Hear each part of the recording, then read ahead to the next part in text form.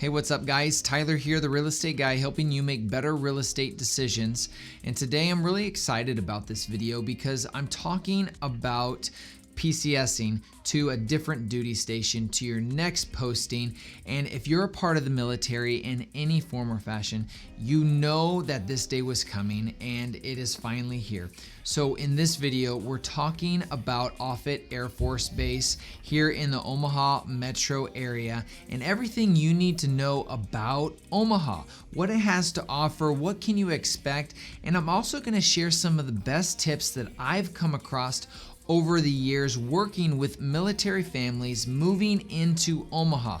I've worked with several of them and I'm excited to share some of the tips that is going to make this process significantly easier for you. So let's get into the video. So before we actually get started, I just want to take a second and say thank you to every single one of you that are part of the armed forces and for the sacrifice you make. And to be honest, it probably wouldn't be a complete place of gratitude if I don't say thank you to the spouses, because you allow these amazing individuals to protect our country, to serve our country.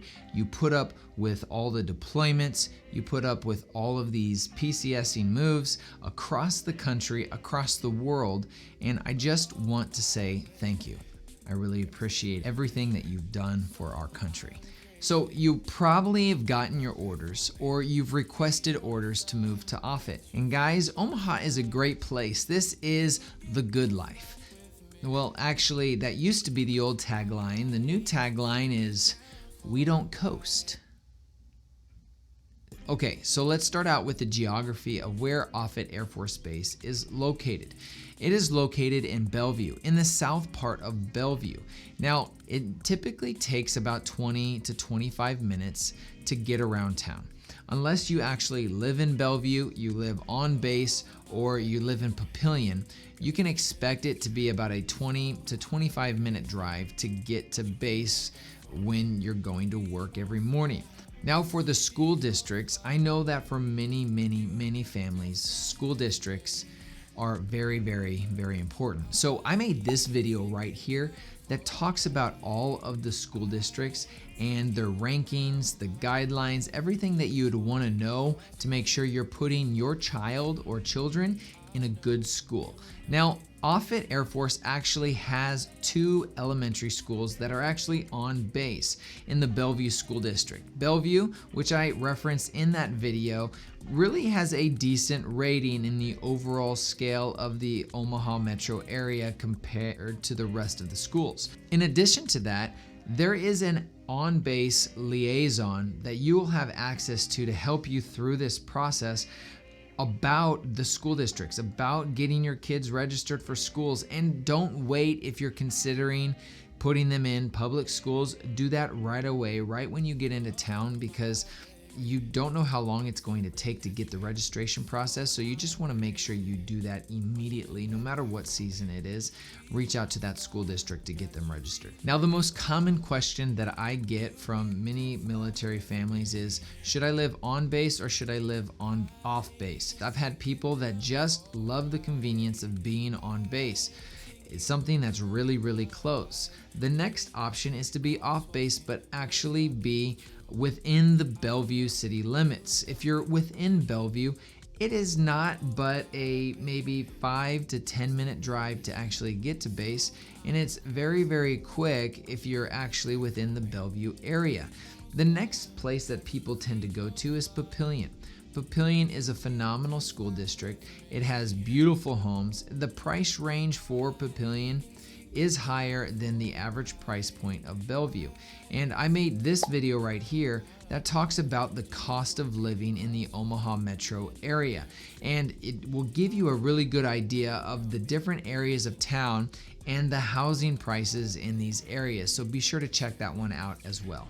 Now, it also depends on what kind of extracurricular activities you may want to be involved in if your spouse is on duty or is on base, right? There's many churches that are around town that have a lot of get-togethers, have small groups, have outreaches. So if you want to be involved in a church, it might be something to be close to that church just so it's easier for you I've had families want to be close to their childcare. We've also have a lot of spouses that wanted to be involved in MOPS and moms with preschoolers. So if you're one of them that want to be involved, that may be another factor to determine where you want to end up, because really when it comes down to it, it's about location, location, location. And that basically means wherever you do life and you do it quite frequently there, you should probably live close to that proximity. With that being said, let's talk about housing. This probably is the biggest piece of the puzzle for most families that get their orders and have to report to their new duty station.